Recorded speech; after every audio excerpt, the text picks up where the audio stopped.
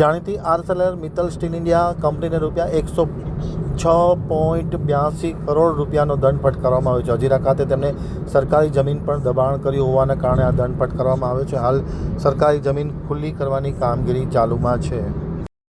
હવે જોઈએ ગાંધીનગર આમ તક ન્યૂઝ બ્યુરોનો એક વિસ્તૃત અહેવાલ. આર્સેલર મિત્તલ સ્ટીલ ઇન્ડિયા કંપનીને ₹106.82 કરોડનો દંડ ફટકારવામાં આવ્યો છે.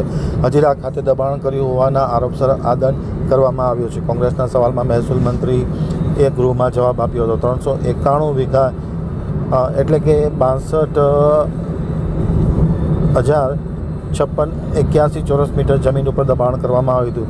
487 વીઘા જમીન પૈકીના ટુકડામાં દબાણ કરવામાં આવ્યું હતું. હાલ કંપની દ્વારા જે દબાણ કરવામાં આવ્યું છે તે જમીન ખુલ્લી કરવા માટે સરકારી કામગીરી ચાલુ કરવામાં આવી છે. આમ આર્સેલર મિત્તલ સ્ટીલ ઇન્ડિયા કંપનીને ₹106.82 કરોડ રૂપિયાનો દંડ ગેરકાયદેસર જમીનના દબાણ બદલ સરકારે ફટકાર્યો છે.